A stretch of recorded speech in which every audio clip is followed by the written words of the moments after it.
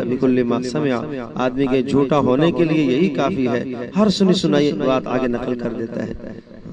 کبھی یہ لکھا ہوا ہوتا ہے کہ 10 لوگوں کو شیئر کریں آپ کو خوشخبری ملے گی، بھئی یہ سب فضول باتیں ہیں، سب بیکار باتیں ہیں، بیہودہ باتیں ہیں، کبھی اس قسم کی کیا کچھ باتیں نیچے لکھی ہوتی ہیں۔ تو بات کی تصدیق ضرور فرما لیا کریں، بلا تصدیق آپ بات کو آگے نہ نکالا کریں۔ ان جاءکم فاسق بنبأ فتبینوا، فرمایا اگر تمہارے پاس کوئی غیر معتبر آدمی خبر لے کے آتا ہے، کوئی بات بتاتا ہے، فتبینوا تو اس بات کی تحقیق کر لیا کرو، تحقیق کرنا ضروری ہے۔ اس لیے دائیں بائیں کی باتوں کو آگے نقل نہ کیا جائے جب تک تصدیق نہ کروا لی جائے۔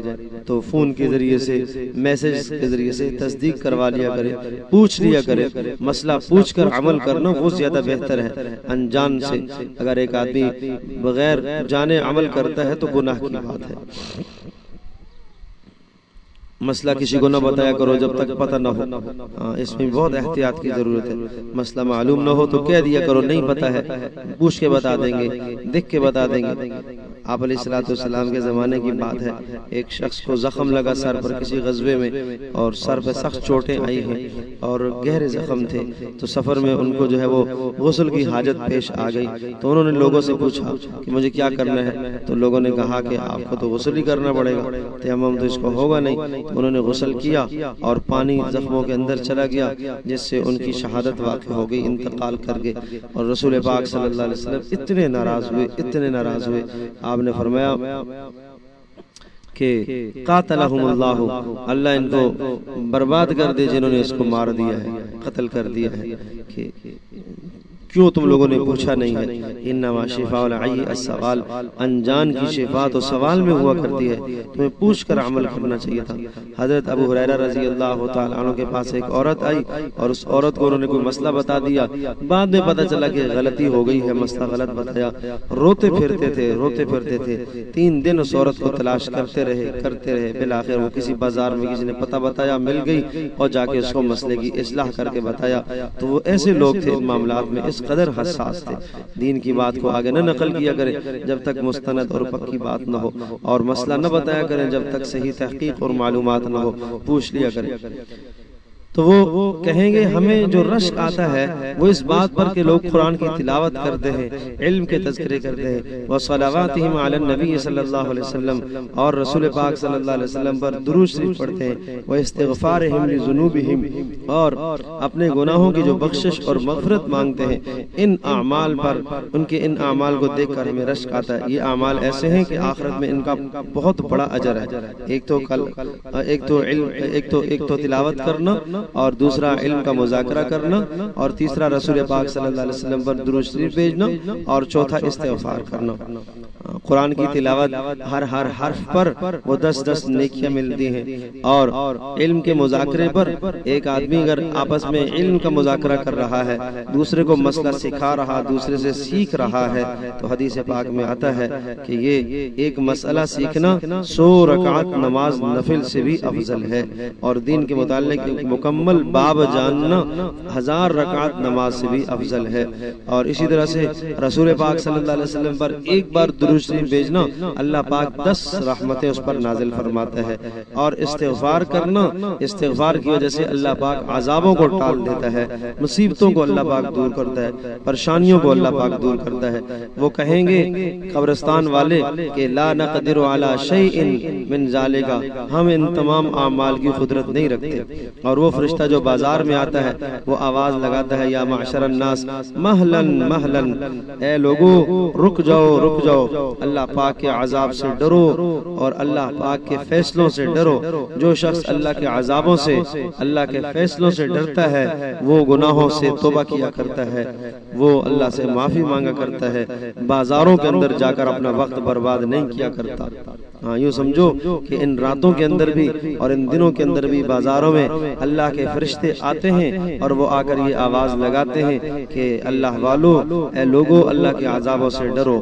یہ بازار وہ جگہ ہیں جو نفرت کی جگہ ہیں، یہ بازار وہ جگہ ہیں جو خیانت کی جگہ ہیں، بددیانتی کی جگہ ہیں، یہ بازار وہ جگہ ہیں کہ جو اللہ کے نزدیک سب سے زیادہ مبغوض اور بری جگہ ہیں، اور سب سے زیادہ پسندیدہ چیزیں اور سب سے زیادہ اچھی جگہیں وہ ہیں جہاں نمازیں پڑھی جاتی ہیں، مساجد اور جو مسجدیں ہیں محلوں میں وہ بھی، اور آپ کے گھروں کے اندر جو جگہ ہیں جن گھروں میں آپ نماز پڑھنے کا اہتمام کرتی ہیں وہ جگہ سب سے اچھی اللہ کے نزدیک ہے۔ اور پھر وہ فرشتے کہتے ہیں کہ شوقناکم فلم تشتاقوا، ہم تمہیں کتنا شوق دلاتے ہیں آخرت کا، تم شوق ہی نہیں رکھتے ہو، ہم تمہیں کتنا ڈراتے ہیں لیکن تم ڈرتے ہی نہیں ہو۔ اور وہ کہیں گے لولا رجال خشع وصبیان رتع وبہائم رتع وشیوخ رکع لصب علیکم العذاب صبا، اگر تواضع اور عاجزی کرنے والے لوگ نہ ہوتے، اور دودھ پیتے بچے نہ ہوتے، اور بے زبان جانور نہ ہوتے، اور بوڑھے اور کمروں سے جھکے ہوئے بوڑھے نہ ہوتے، تو اللہ پاک کا عذاب تمہارے پر آ چکا ہوتا۔ ان اسباب کی وجہ سے عذاب اللہ پاک کا ٹلتا ہے۔ تو ہمیں اپنی زندگی کا جائزہ لینا چاہیے، ہم کہاں کھڑے ہیں اس وقت، اور یہ مبارک مہینہ آیا، اور اگر ہمارے گناہ معاف نہ ہو سکے تو حدیث پاک میں آتا ہے جو کہ برباد ہوا، تباہ ہوا وہ آدمی جو رمضان کو پائے اور اپنے گناہ نہ بخشوا سکے، تو پھر ہماری بربادی میں کیا تردد اور شک ہے۔ اس لیے درخواست ہے کہ جو لمحات رہ گئے ہیں ان کو قیمتی بنایا جائے۔ اب اعتکاف کا زمانہ شروع ہونے والا ہے، ہر گھر میں کوئی نہ کوئی اعتکاف ضرور کرے، ہر گھر سے 2 افراد، کتنی اچھی بات ہو جن کے یہاں افراد ہیں الحمدللہ۔ مردوں کو مسجد کی طرف متوجہ کیا جائے کہ مرد حضرات مسجد میں جا کے اعتکاف کریں اور خواتین گھر میں اعتکاف کریں۔ کتنا ہی اچھا ہو کہ ہر گھر سے 2 افراد اعتکاف میں ہو، مرد مسجد میں اور ایک عورت گھر میں ہو، کتنی عزت کی بات ہے، کتنی اچھی بات ہے۔ تو اپنے گھروں میں اعتکاف کا اہتمام فرمائیں۔ تو اعتکاف میں اپنے گھر کے کسی کنارے میں کسی کمرے میں ایک چادر ٹانگ لیں اور اس چادر میں آپ نیت کر لیں کہ مجھے یہاں ہی رکنا ہے، پھر بغیر ضرورت کے آپ اس سے باہر نہ نکلیں۔ جتنی آپ کی وہاں ضرورت ہے اتنی آپ جو ہے جگہ اپنے لیے مقرر اور مخصوص کر لیں، اور اس جگہ میں آپ بیٹھ کر اللہ کا ذکر کریں، تلاوت کریں، اعمال کریں، اور وہاں ہی آپ کی سحری ہو، وہاں ہی آپ کی افطاری ہو۔ گھر کے دیگر افراد آپ کے پاس آ کر بیٹھنا چاہیں، افطاری سحری کرنا چاہیں تو کوئی مذائقہ نہیں ہے، جائز ہے۔ آپ وہاں بیٹھ کر افطاری کا سامان بنائیں تو بھی کوئی حرج نہیں ہے، وہاں بیٹھ کر جو کام کریں تو کوئی حرج نہیں ہے۔ باہر اس جگہ سے بغیر ضرورت شدیدہ کے نہ نکلے، بغیر ضرورت شدید کے نکلیں گے تو اعتکاف فاسد ہو جائے گا، اعتکاف ٹوٹ جائے گا، اور اپنی قضاء حاجت بیت الخلاء باتھ روم والی ضرورت کو پورا کر کے فوری واپس اسی جگہ پر آئے۔ بچوں سے کوئی بات کہنی ہے تو اسی اعتکاف کی جگہ پر آئے، اور کوئی عمل کرنا ہے، کوئی کام کرنا ہے، گھر کی ضروریات کو دیکھنا ہے تو سارے کام وہاں سے بیٹھ کر کریں۔ 10 دن اس کی پابندی کریں، اور اس پابندی کا مطلب کیا ہوتا ہے کہ اب اس اعتکاف کرنے والے یا اعتکاف کرنے والی نے اب اپنا اوڑھنا بچھونا ہی اللہ کی رضا کو بنایا ہے۔ اب یہ اللہ پاک کو ساتھ لینے کے لیے اتنی محنت کر رہی ہے کہ دن رات ایک کونے میں پڑ گئی ہے، اپنے گھر والوں سے الگ تھلگ ہو کر سب کو یہ بھول گئی ہے۔ اب جناب اپنے اللہ ہی اللہ، اللہ ہی اللہ، دن رات اللہ کو یاد کرے، کتنا بڑا اجر ہے۔ اس کی شباہت فرشتوں کے ساتھ ہے، اس کی شباہت براہ راست ملائکہ کے ساتھ ہے۔ ضرورت کے تحت کھانا، ضرورت کے تحت پینا، ضرورت کے تحت اس جگہ سے باہر نکلنا، اپنے رب کو، اپنے خالق کو، پروردگار کو منانے اور راضی کرنے کے لیے یہ ساری محنت اور مشقت کرے۔